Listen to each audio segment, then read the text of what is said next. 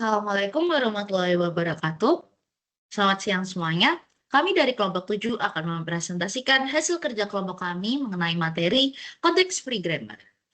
Tapi sebelum itu, kami akan memperkenalkan diri terlebih dahulu. Perkenalkan, saya Delia Clarista dengan 3 NIM belakang 204. Perkenalkan, nama saya Anggita Kirana Puspa dengan NIM belakang 064. Perkenalkan, nama saya Aditya Sultan Ulya dengan NIM belakang 006. Perkenalkan, nama saya Raffi Setia Imaduddin dengan NIM akhir 115. Saya Raffi Aritama dengan NIM belakang 020. Baik, masuk ke language grammar atau bahasa formal. Language atau bahasa formal memiliki peranan penting sebagai sarana komunikasi antara manusia dan mesin. Bahasa formal menjelaskan bagaimana suatu himpunan simbol dapat dikombinasikan untuk membentuk string atau kalimat yang bermakna bagi sistem komutasi. Secara matematis, bahasa formal didefinisikan melalui tata bahasa atau grammar yang dilambangkan dengan G, V, T, S, P, di mana V merupakan himpunan variabel, T merupakan himpunan simbol terminal, S merupakan simbol awal, dan P merupakan himpunan aturan produksi. Selanjutnya, language of grammar. Nah, setiap grammar menghasilkan bahasa yang biasa disebut language of grammar dan dilambangkan dengan LG. Secara formal didefinisikan sebagai L dari J adalah himpunan semua string W yang merupakan elemen dari T, di mana S dapat menurunkan W. Yang berarti himpunan seluruh string terminal dari W yang dapat diturunkan dari simbol awal S dengan menggunakan aturan produksi P. Nah, sebagai contohnya, jika diberikan grammar S yang akan mengeluarkan AS atau B, maka bahasa yang dihasilkan adalah L dari J atau grammar sama dengan B, AB, AAB, AAAB, ya, atau dapat disederhanakan menjadi A pangkat N, B, di mana N itu lebih besar sama dengan 0. Selanjutnya, pada klasifikasi bahasa. Nah, bahasa formal sendiri dapat diklasifikasikan berdasarkan tingkat kompleksitas aturan produksinya, yang dikenal sebagai hierarki Chomsky. Nah, klasifikasi ini membagi bahasa menjadi 4 jenis utama, di mana setiap jenisnya itu berhubungan langsung dengan jenis automata yang dapat mengenalinya. Di sini terdapat 4 tipe, yaitu dari tipe 3 yang terendah, dan tipe 0 itu termasuk yang paling tinggi. Jadi, tipe 0, tipe 1, tipe 2, tipe 3. Yang tertinggi itu tipe 0, dan yang terendah tipe 3. Nah, di sini pada tipe 0, jenis grammarnya itu unrestricted grammar. Nah, dari mesinnya yang dapat mengenali tipe 0 ini merupakan Turing mesin, dan contoh bahasanya ini, semua bahasa dapat dikenali oleh mesin Turing. Selanjutnya pada tipe 1. Nah, di tipe 1 ini, kita memiliki jenis grammar yaitu context sensitive grammar. Dan mesin yang mengenalinya itu linear bounded automata. Nah, contoh bahasanya sendiri A pangkat N, B pangkat N, C pangkat N. Lalu tipe 2, context free grammar. Mesin yang mengenalinya push down automata. Nah, untuk contoh bahasanya A pangkat N dan B pangkat N. Lalu tipe 3 atau tipe yang paling rendah merupakan regular grammar yang dapat mengenalinya hanya finite automata dengan contoh bahasanya AB bintang, A bintang, B bintang. Selanjutnya, hubungan antara automata dan language. Nah, automata dan bahasa formal memiliki hubungan yang sangat erat. Dan setiap automata menggambarkan suatu himpunan string tertentu yang disebut bahasa, yang dikenali sebagai language recognized oleh automata tersebut. Nah, secara formal didefinisikan sebagai L dari A merupakan himpunan semua string W yang merupakan elemen dari sigma bintang, di mana A menerima W. Nah, L dari A ini merupakan kumpulan semua string yang membuat automata A berhenti pada final state. Selanjutnya, berikut merupakan hubungannya dari jenis automata, bahasa yang dikenali, lalu karakteristiknya. Nah, di sini dari finite automata, bahasa yang dikenalinya kan regular language. Untuk karakteristiknya, bahasa berpola tetap tanpa memori. Lalu pada pushdown automata, pada PDA, bahasa yang dikenalinya context free language dengan karakteristik bahasa dengan struktur bersarang atau menggunakan stack.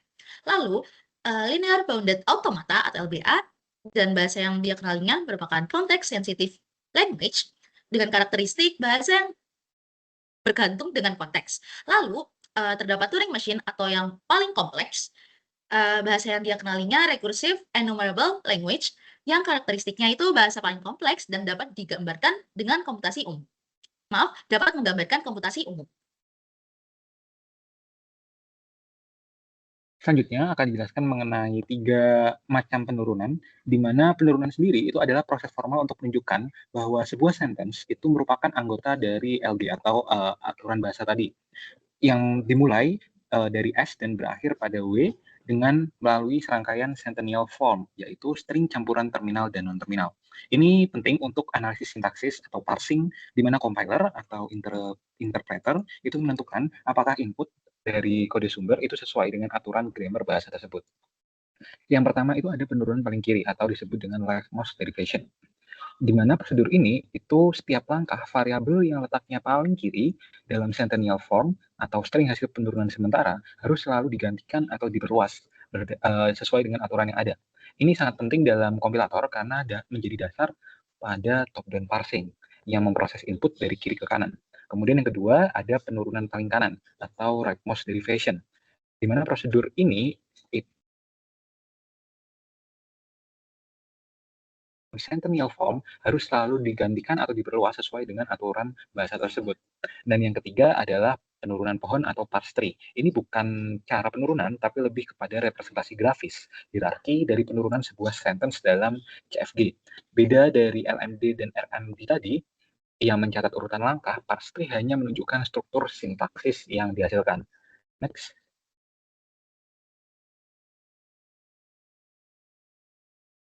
Next. Kemudian untuk aturan penurunan pohon, jadi untuk di penurunan pohon ini yang digambarkan sebagai root atau akar itu adalah simbol awal atau S. Kemudian node di dalam atau node internal itu berupa variabel non-terminal. Dan daun-daunnya itu merupakan terminal atau string kosong. Dan hasilnya itu nanti sentence-nya dibaca mengurutkan simbol-simbol daun dari yang paling kiri ke paling kanan. Dan hubungan setiap node parent dan child itu harus sesuai dengan aturan dari satu aturan produksi. Next. Nah, contohnya ketika ada aturan seperti yang diberikan, cara menurunkan string ABAB, kalau yang leftmost derivation, itu misal kita turunkan ke aturan S menuju ASB. Diturunkan lagi, itu S-nya diganti, baru kemudian membentuk string ABAB. Ini berbeda dengan rightmost derivation, di mana kita mengambil aturan yang berbeda supaya bisa terlihat bedanya. S diturunkan menjadi SS, kemudian SS ini yang paling kanan ini yang lebih dahulu diganti sehingga kita hasilkan SA dan SS dan ASB diturunkan jadi 2. Kemudian ASB itu ada S di yang kanan itu diganti terlebih dahulu menjadi string kosong sehingga jadi SAB. Baru kemudian yang sebelah kiri S-nya itu diturunkan sehingga menjadi ASBAB. Baru kemudian kita dapatkan string ABAB. Di bawahnya ini adalah representasi grafis dari penurunan leftmost derivation dan rightmost derivation menggunakan adalah terminal dan akar atau root-nya itu merupakan state awal, aturan awal. Nah, yang berikutnya kita bakal masuk ke penyederhanaan grammar, di mana penyederhanaan grammar sendiri ini merupakan proses untuk mengubah suatu tata bahasa konteks menjadi bentuk yang lebih sederhana dan juga tanpa mengubah bahasa yang dihasilkannya. Nah, terus tujuannya apa sih penyederhanaan grammar ini? Nah, yang pertama, itu untuk menghilangkan aturan yang tidak berguna atau redundan. Kemudian juga dia bakal mempermudah proses analisis sintaksis atau parsing. Dan dia juga menjadi tahap awal menuju bentuk normal seperti CNF atau GNF. Nah, secara umum, proses penyederhanaan itu dilakukan agar grammar lebih efisien, jelas, dan siap untuk algoritma parsing seperti JK Parser. Next.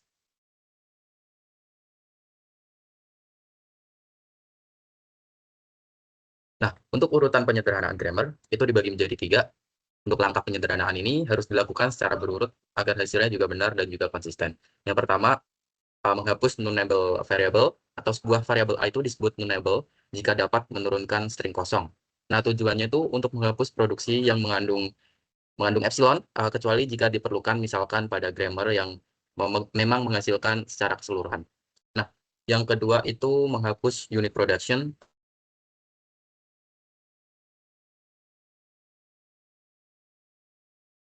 variabel tunggal atau non-terminal. Nah, tujuannya itu untuk menghapus produksi yang tidak langsung menghasilkan terminal. Karena hanya meneruskan penurunan dari satu variabel dan ke variabel yang lain. Untuk langkah-langkahnya sendiri, yang pertama, itu temukan dulu semua pasangan variabel A dan B, di mana A itu menuju bintang B, dan tambahkan ke A semua produksi milik B yang bukan unit production itu sendiri. Terus kemudian hapus semua aturan unit production dari grammar. Nah, untuk menghapus unit production ini bakal menghasilkan grammar yang menjadi lebih langsung dalam menurunkan terminal tanpa rantai variabel yang berlebihan. Kemudian langkah yang terakhir dari penyederhanaan grammar yaitu menghapus produksi tidak berguna atau useless production. Nah, produksi itu disebut useless jika yang pertama itu tidak dapat menghasilkan string terminal penuh atau tidak dapat dijangkau simbol awal. Next, kita bakal masuk ke proses yang pertama yaitu menghapus variabel nullable. Sebagai yang udah tertera di layar ya, definisi dari menghapus variabel nullable adalah sebuah variabel A itu disebut nullable jika halo guys, suaraku kedengeran nggak? Oke, sorry tadi sinyal jelek. Oke, yang berikutnya kita bakal masuk ke menghapus variabel nullable yang seperti yang udah saya jelaskan tadi tentang definisinya, yaitu sebuah variabel itu disebut nullable jika dapat menurunkan string kosong. Nah, tujuannya itu untuk menghapus produksi yang mengandung epsilon dan kecuali jika diperlukan. Untuk menghapus variabel nullable, yang pertama, identifikasi dulu semua variabel yang mungkin nullable. Terus untuk semua produksi yang mengandung variabel nullable, tambahkan produksi baru yang menggantikan kemunculan variabel nullable dengan kemungkinan epsilon, lambda atau sebagainya. Dan yang terakhir, hapus produksi epsilon itu sendiri atau lambda itu sendiri, kecuali jika grammar asli memang menghasilkan epsilon itu. Next, berikutnya adalah menghapus unit production. Nah, definisi dari menghapus unit production sendiri, itu unit production adalah aturan dari bentuk A menuju B itu, di mana A dan B adalah variabel tunggal. Nah, terus tujuannya itu untuk menghapus produksi yang tidak langsung menghasilkan terminal. Untuk langkah-langkahnya sendiri, yang pertama, temukan dulu semua pasangan variabel A, B, di mana A itu menuju bintang B, dan tambahkan ke A semua produksi milik B yang bukan unit production. Setelah itu, hapus semua aturan unit production dari grammar, dan hasilnya bakal grammar sendiri menjadi lebih langsung dan memungkinkan menurunkan terminal tanpa rantai variabel yang berlebihan. Next. Nah, untuk langkah yang terakhir yaitu menghapus useless production.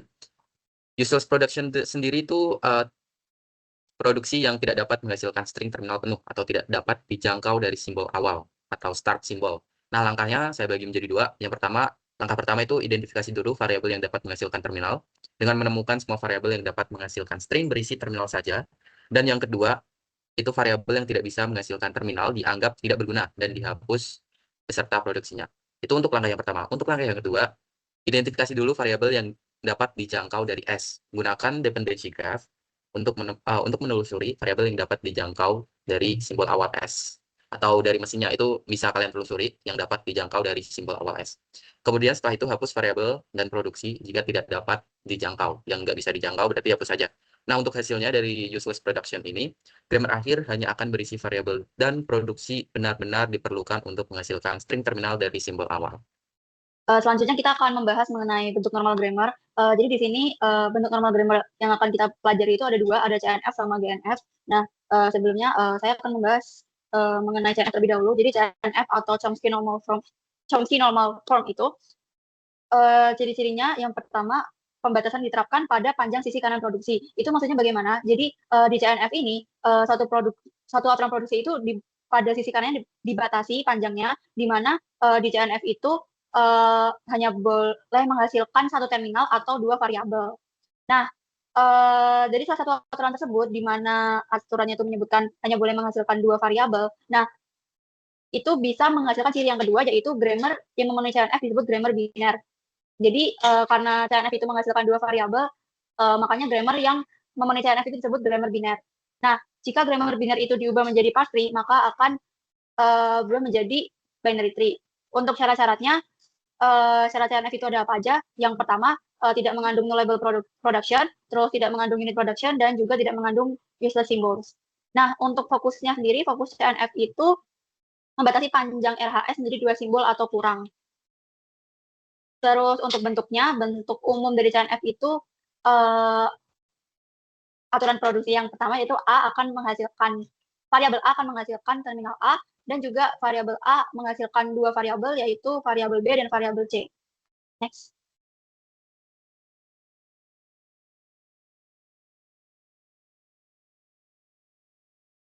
Oke, selanjutnya untuk langkah-langkah bagaimana cara kita melakukan CNF atau Chomsky normal form, yang pertama, jika ada S atau start simbol yang muncul di sisi kanan produksi lain, kita perlu menambahkan start simbol baru. Misal kita berikan start simbol baru itu dengan nama S tanda petik tunggal. Terus yang langkah kedua yaitu kita perlu menghapus no label production. Caranya sama seperti yang dijelaskan oleh teman saya. Lalu langkah ketiga menghapus unit production, selanjutnya menghilangkan useless production, dan habis itu langkah kelima mengganti terminal dalam produksi panjang. Jadi dalam satu terang produksi, jika kita temukan terminal itu banyak terminal dalam satu produksi itu banyaknya lebih dari satu, maka kita harus membuat variabel baru yang dapat menyimpan terminal tersebut. Misal di sini itu kita membuat variabel baru yang bernama TA, di mana TA itu akan menyimpan terminal A. Contohnya misal di sini ada terang produksi A, variabel A yang menghasilkan variabel B dan 2 terminal A. Nah, 2 terminal A ini kita substitusi dengan TA, di mana variabel TA ini merupakan variabel baru yang menyimpan terminal AA. Next. Untuk langkah ke-6, setelah kita lakukan terhadap terminal, kita juga akan mengecek juga ke variabelnya, di mana kita cek apakah satu aturan produksi tersebut itu menghasilkan 2 variabel atau enggak. Kalau misal enggak, berarti kita harus membatasinya. Nah, misal di sini contohnya ada aturan produksi A, variabel A yang menghasilkan 3 variabel yaitu C1, C2, C3. Nah, karena di CNF itu kita batasi cuma 2 variabel, makanya C2 sama C3 ini kita substitusi dengan variabel V1, di mana variabel V1 itu merupakan variabel baru yang menyimpan 2 variabel yaitu C2, C3. Selanjutnya kita akan membahas bentuk normal lainnya yaitu GNF atau Greibach normal form, di mana ciri-ciri dari GNF itu berbeda dengan CNF. Pembatasannya itu diterapkan pada posisi di mana terminal dan variabel tersebut berada. Jadi di GNF itu dia mengharuskan suatu aturan produksi itu terminal selalu berada di posisi pertama. Nah, karena terminal itu selalu berada di posisi pertama dan terminal itu selalu berada di posisi paling kiri, jadi grammar yang memenuhi GNF itu dapat mempermudah parsing derivasi kiri. Oh ya, sebelumnya ada tambahan tadi yang CNF itu gunanya untuk apa? Gunanya itu untuk mempermudah algoritma pengenalan bahasa atau CYK. Nah, kalau yang GNF ini gunanya itu untuk mempermudah parsing top down. Nah, karena grammarnya itu mempermudah parsing derivasi kiri, jadi ketika kita ingin mengubah dalam bentuk parsing tree, maka akan menghasilkan leftmost derivation tree. Untuk syarat-syarat sendiri hampir sama dengan CNF, cuman ada tambahan syarat baru yaitu tidak mengandung left recursion. Untuk fokusnya sendiri, simbol terminal itu selalu muncul pertama kali di sisi kanan produksi, sama seperti yang saya sebutkan sebelumnya. Dan untuk bentuk GNF-nya, bentuk umumnya itu di sini ada 2, di mana aturan pertama, variabel A akan menghasilkan terminal A, dan yang kedua, variabel A itu akan menghasilkan satu terminal A yang diikuti oleh banyak variabel. Next. Untuk langkah-langkahnya sendiri, yang pertama, menghapus null label production, unit production, dan juga useless symbol. Yang kedua, memeriksa bentuk CNF. Yang ketiga, melakukan penomoran variabel. Terus yang keempat, menyesuaikan urutan variabel. Yang kelima, menghilangkan rekursi kiri. Dan yang keenam, memastikan setiap produksi diawali terminal. Nah, untuk langkah kedua sampai kelima itu sebenarnya tergantung dari soal. Jadi kalau misal soalnya itu merupakan grammar yang bentuknya sederhana, kita tidak perlu melakukan langkah 2 sampai langkah 5, jadi langsung lanjut aja ke langkah 6. Di mana langkah 6 sendiri itu memastikan setiap produksi diawali terminal. Nah, caranya dengan yang pertama menghilangkan terminal yang berada di tengah, dan yang kedua mengubah semua terminal selain di posisi pertama menjadi variabel. Next. Oke, jadi di sini kita memiliki soal utama yang dia akan memuat banyak seluruh isi materi dari presentasi kita sebelumnya, dan di sini dia akan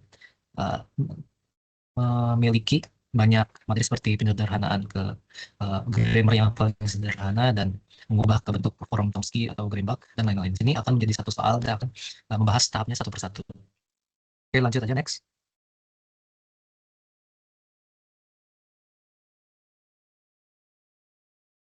Oke, untuk soalnya di sini kita memiliki 5 soal. Dan yang pertama di sini adalah kita akan mengubah bentuk grammar tersebut menjadi bentuk yang sederhana karena sebelumnya bukan merupakan grammar yang sederhana. Yang kedua di sini kita akan menghasilkan penurunan tree atau yang bisa disebut dengan parse tree dari grammar untuk string yang di tampilan layar ini. Yang untuk ketiga di sini kita akan juga menentukan bahasa atau language dari grammar. Dan keempat di sini kita menentukan perubahan grammar menjadi bentuk normal Chomsky. atau bisa disebut CNF. Dan untuk terakhir kita juga akan merubah bentuk grammar tersebut menjadi bentuk normal Greimbach. Oke, next.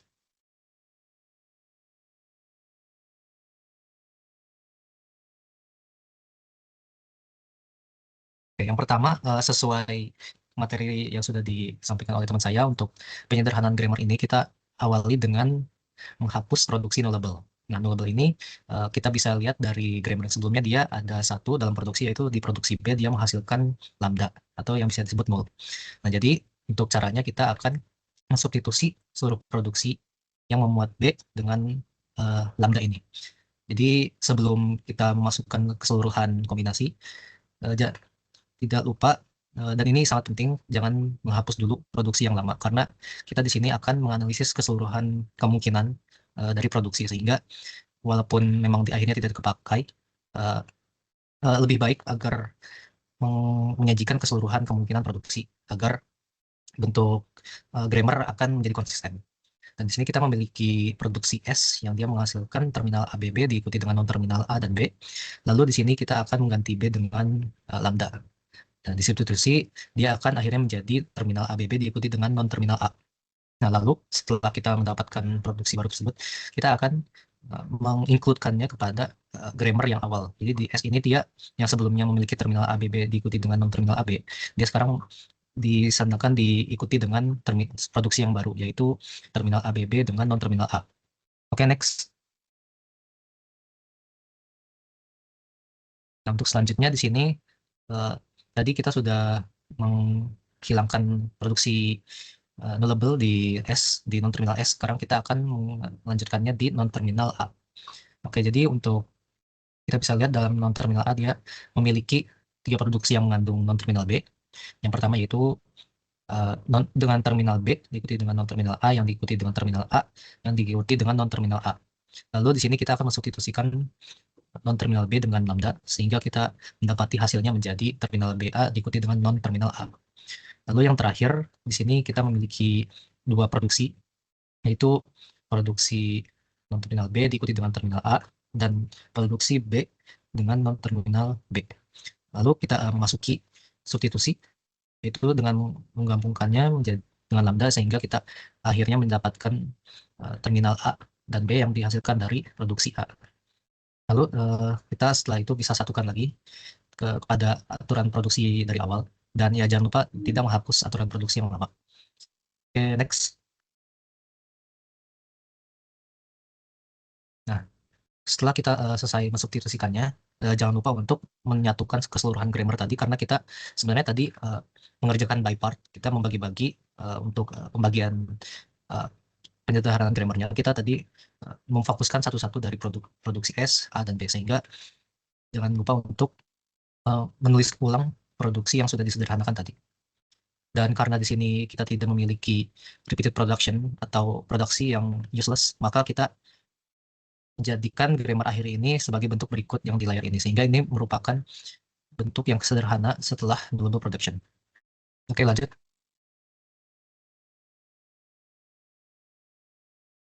Nah, untuk sekarang di sini kita akan membahas tentang unit production. Setelah kita menghapuskan keseluruhan produksi dari lambda, kita akan membahas penghapusan produksi unit, yaitu dari produksi B yang mengarah ke non-terminal A. Di sini A merupakan suatu produksi yang disebut unit production, maka kita harus mensubstitusikan produksi B yang mengandung non-terminal A tersebut dengan isi dari non-terminal A. Jadi keseluruhan produksi dari non-terminal A akan dimasukkan kepada produksi B, sehingga kita dapati di bawah ini menjadi aturan produksi non-terminal B ini akan seperti ini, dan isi dari produksi non-terminal A itu di highlight dengan kotak biru, sehingga memudahkan untuk dibaca. Oke, lanjut.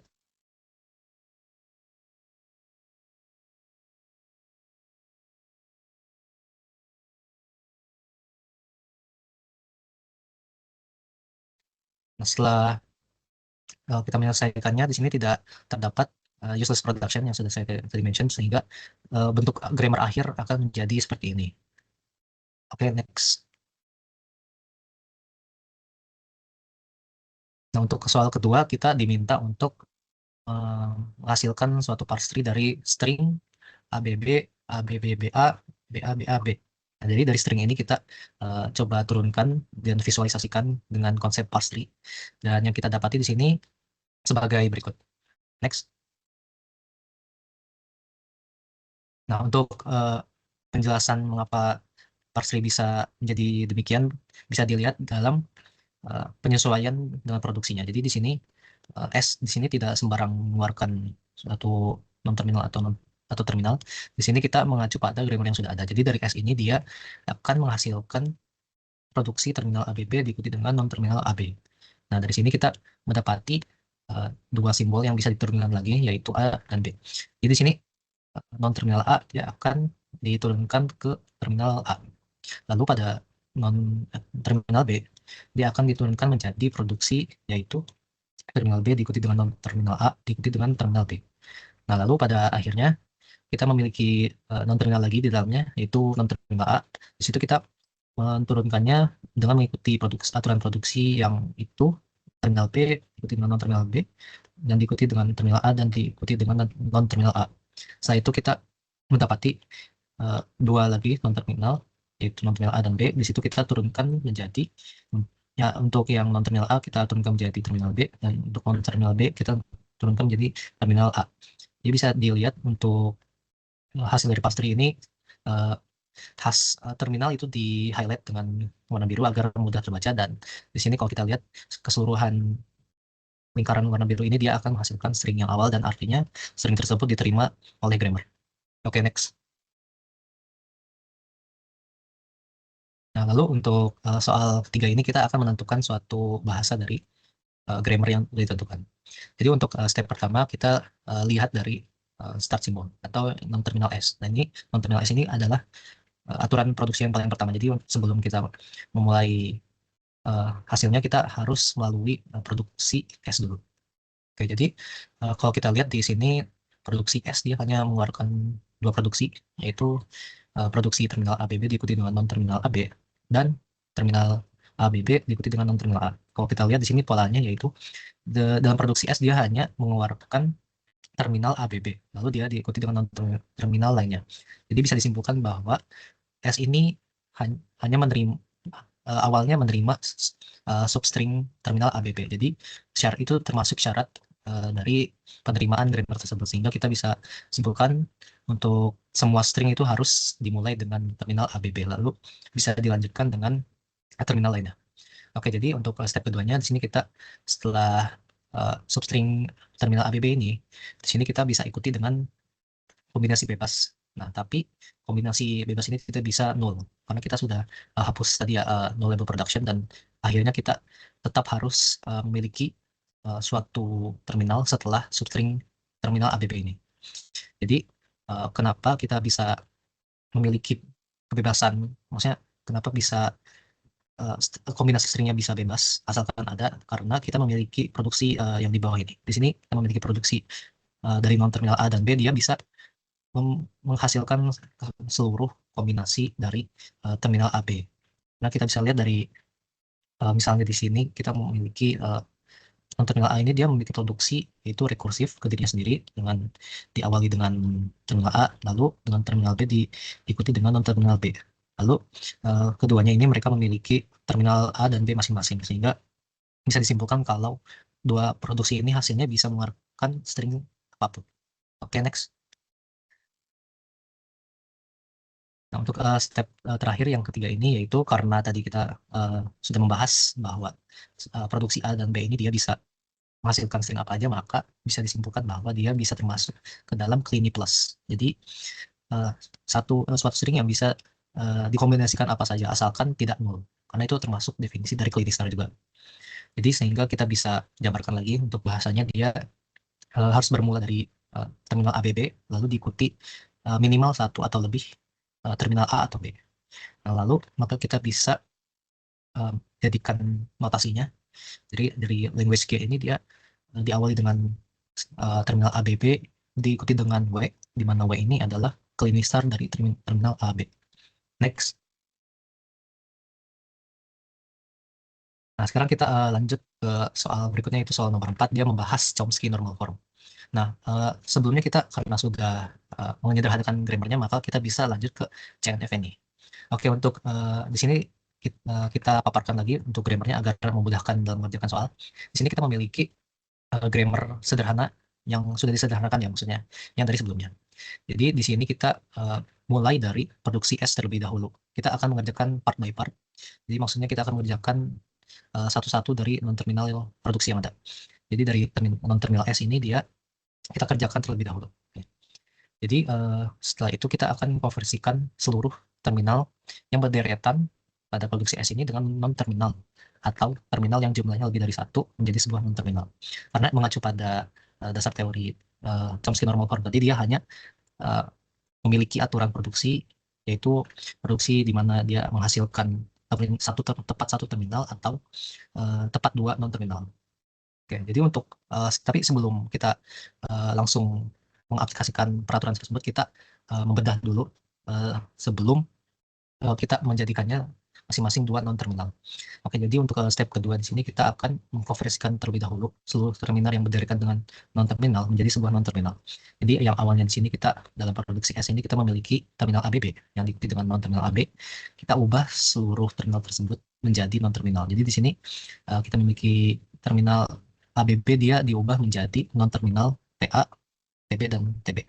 Jadi TA, TB ini representasi dari terminal A dan B.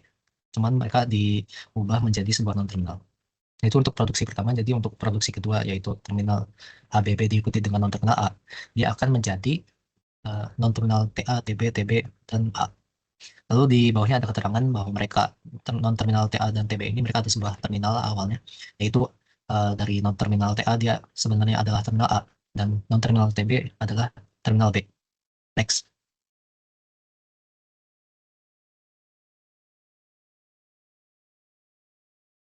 Oke, step ketiga di sini dalam produksi S, setelah kita merubah keseluruhan produksi tersebut menjadi non-terminal, di sini kita akan memecah produksi tersebut menjadi kecil-kecil. Jadi kita memecahnya menjadi hanya tepat dua non-terminal. Jadi bisa dilihat dari produksi yang pertama, yang awalnya kita memiliki 1, 2, 3, 5 non-terminal, kita pecah lagi, jadi totalnya jadi 4 produksi. Jadi yang awalnya di sini kita memiliki TA, TB, TB, AB. Jadi setelah non-terminal TA, kita gabungkan menjadi satu non-terminal, yaitu V1. Di sini V1 dia awalnya dia memuat TB, TB, AB. Tetapi agar kita sederhanakan lagi, diisi setelah TB ini kita jadikan non-terminal baru lagi, yaitu V2. Dan seterusnya sampai akhirnya itu menjadi tepat dua non-terminal.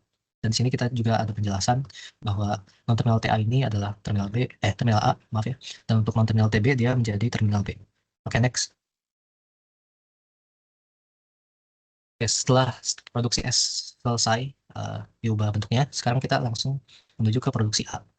Nah, jadi dalam produksi A ini dia memiliki beberapa produksi yang tidak sesuai dengan CNF. Jadi di sini kita bisa lihat yang sebenarnya di sini produksinya TB, TB, B, TA, dan A. Di sini mereka awalnya merupakan terminal B, non-terminal B diikuti dengan terminal A dan diikuti dengan non-terminal A. Jadi di sini kita intinya mengkonversi seluruh dari terminal menjadi non-terminal. Lalu setelah itu step selanjutnya seperti yang tadi kita pecah juga menjadi tepat dua non-terminal untuk seluruh produksi yang mengeluarkan non-terminal. Oke, next. Untuk produksi B juga sama, dia memiliki beberapa produksi yang mengeluarkan terminal yang berderet dengan non-terminal. Sehingga kita harus mengubah terminal tersebut menjadi non-terminal, lalu kita pecah lagi menjadi tepat dua non-terminal. Oke, next. Nah, setelah kita sudah mengubah seluruh aturan produksi menjadi bentuk CNF, tidak lupa untuk menyatukan keseluruhan aturan produksinya menjadi satu di sini ya. Jadi kita menuliskan dari terminal S produksinya sehingga non-terminal B. Dan jangan lupa untuk menulis keterangan bahwa non-terminal TA itu adalah terminal A dan non-terminal TB adalah terminal B. Oke, next. Nah, selanjutnya di sini kita akan mengubah bentuk penyederhanaan grammar tadi menjadi bentuk Greibach normal form. Nah, untuk stepnya itu mirip dengan awal, kita terlebih dahulu menulis ulang grammar agar kita mudah dalam pengerjaannya. Jadi sudah disediakan tadi grammar sudah sederhana. Lalu kita konversikan seluruh terminal ekor yang berdekatan dengan non-terminal atau terminal yang jumlahnya lebih dari satu menjadi sebuah non-terminal. Nah, lalu di sini kita tetap juga ya kita mengerjakan part by part. Jadi kita mulai dari produksi S. Di sini dia memiliki dua produksi. Yang pertama itu produksi non terminal ABB diikuti dengan non terminal AB dan terminal ABB diikuti dengan non terminal A. Nah, maka dari itu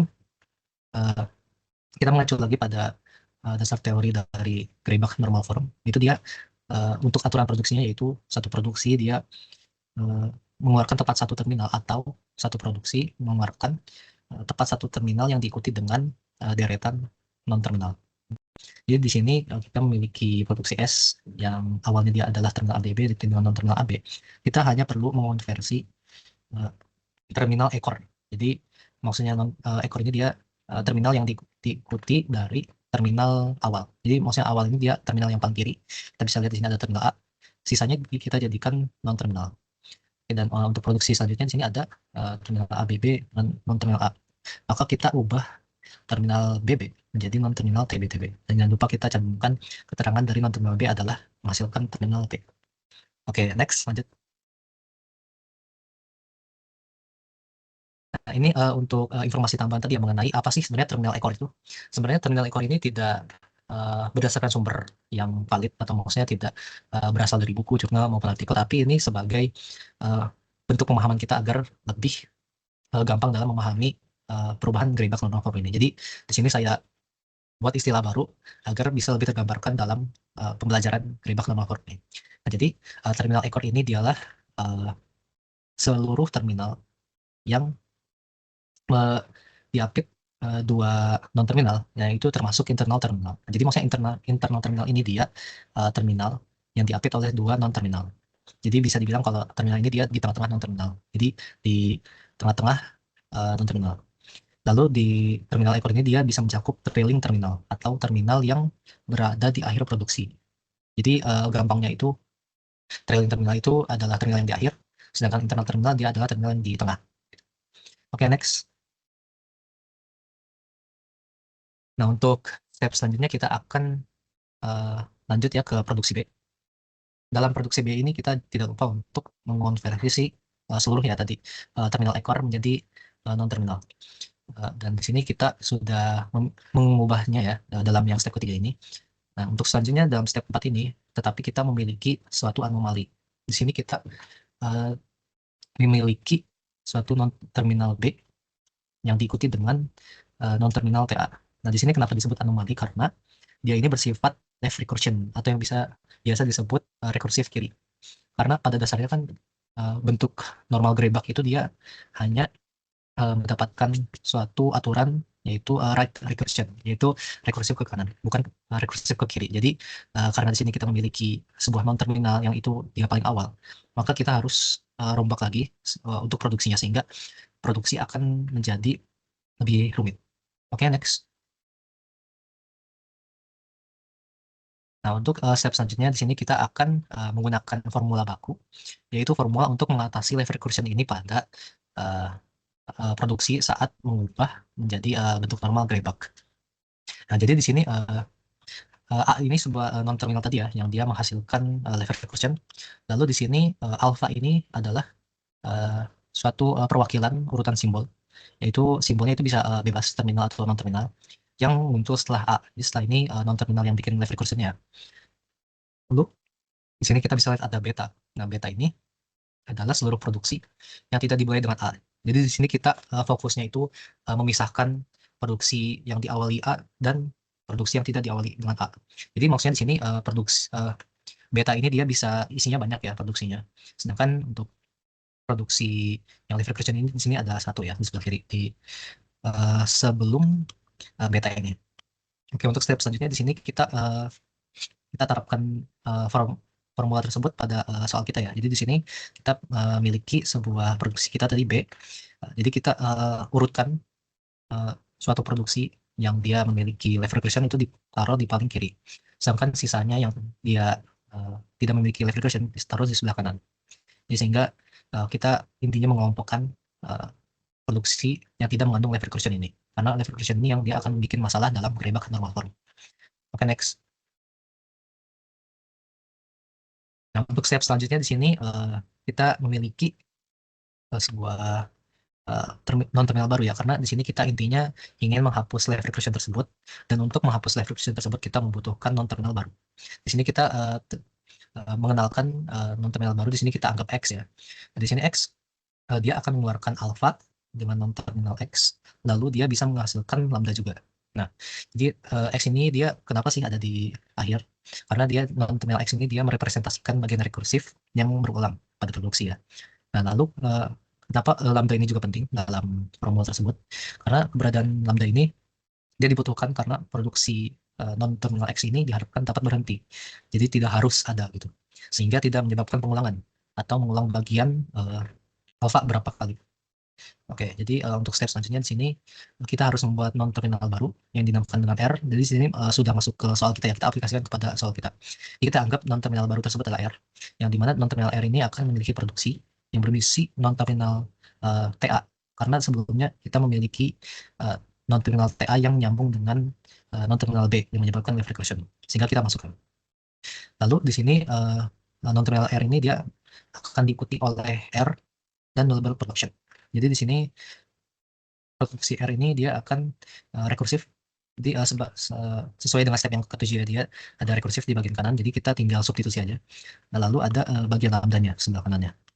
Nah, lalu jangan lupa untuk produksi baru B, dia akan diakhiri dengan non-terminal R sebagai bentuk penyelesaian live recursion-nya. Jadi pentingnya tadi lambda tadi, karena kita tidak mewajibkan adanya R ini, sehingga kita bisa menghapus R ini pada produksi baru. Tetapi kita tetap menambah possibilities atau kemungkinan, sehingga ada produksi satu lagi yang di sini dia mengisi non-terminal TA dan R. Lalu jangan lupa untuk mendeskripsikan non-terminal TA itu sebagai terminal A dan non-terminal TB sebagai terminal B. Oke, next. Nah, untuk step selanjutnya di sini kita miliki untuk produksi A, setelah kita mencoba menghilangkan live recursion pada produksi B, kita mencoba menghilangkan live recursion pada A, karena pada A juga dia memiliki live recursion ya, tetapi dia berujungnya pada non-terminal B. Jadi untuk awalnya kita akan substitusi B dengan seluruh produksi dari B, sehingga kombinasi seluruh kombinasi pada produksi tersebut adalah sebagai di gambar ya. Jadi isi dari produksi ini semua adalah hasil kombinasi dari substitusi yang dihasilkan dari produksi non-terminal A ke non-terminal B dengan terminal A. Nah, jadi di sini kita substitusikan dulu ya, dari terminal A itu menjadi non-terminal lagi, yaitu non-terminal TA. Sehingga di sini kita miliki 1, 2, 3, 4, 7 kombinasi untuk penghilangan produksi dari B ya di sini. Nah, lalu jangan lupa untuk cantumkan keterangannya pada non-terminal TA dan TB, dan juga produksi dari R. Oke, langsung lanjut pada step ke-10. Di sini ada hasil keseluruhan. Jadi dari tadi yang sudah dimasukkan pada substitusi B di produksi A ini yang menyebabkan live recursion, kita gabungkan menjadi satu keseluruhan produksi. Jadi sehingga kita dapati hasil dari keseluruhan kombinasi. Oke, next. Nah, lalu step ke-11, dia akan merubah produksi R agar menghasilkan satu atau lebih non-terminal TA. Nah, mengapa kita lakukan ini? Karena kita dalam bentuk greyback normal form pun sebenarnya kan kita tidak bisa menggunakan null ya, nullable atau lambda dan yang lainnya, sehingga kita harus hilangkan. Nah, caranya bagaimana? Itu caranya dengan mengubah produksi R. Nah, di sini kita akan mengubah produksi R agar dia hanya menghasilkan satu atau lebih non-terminal TA ya. Jadi produksi yang mengandung non-terminal R ini, dia akan ditambahkan alternatif produksi tanpa non-terminal R. Jadi yaitu kasusnya saat R memilih lambda. Jadi ada dua kemungkinan, yaitu saat R ini dia mengambil satu terminal atau dia memilih lambda gitu. Jadi untuk memenuhi kriteria bentuk GNF, non-terminal TA dia dikonversikan terlebih dahulu menjadi terminal A agar simbol awal produksi menjadi sebuah terminal. Jadi ya tetap mengikuti aturan produksi greyback normal form. Oke, lanjut ke step ke-12, yaitu hasilnya akan menjadi seperti dalam gambar tersebut. Jadi kalau kita lihat di sini ada dua kombinasi untuk setiap satu produksi, yaitu satu produksi dia bisa memiliki R dan tidak. Lalu tidak lupa untuk memasukkan keterangan dari non-terminal TA, TB, dan R. Dan jangan lupa kita masukkan tadi produksi dari R yang baru ya, karena kita tidak memiliki lambda lagi. Oke, next. Nah, untuk step ke-13 ini, setelah kita hapus lambda pada produksi B, kita akan lanjut pada produksi A. Nah, jadi untuk produksi A ini akan mirip dengan produksi B karena dia isinya juga sama, mirip maksudnya, serupa. Jadi kita juga tetap memberi list atau kumpulan produksi, yaitu kombinasi saat ada non-terminal R dan tidak.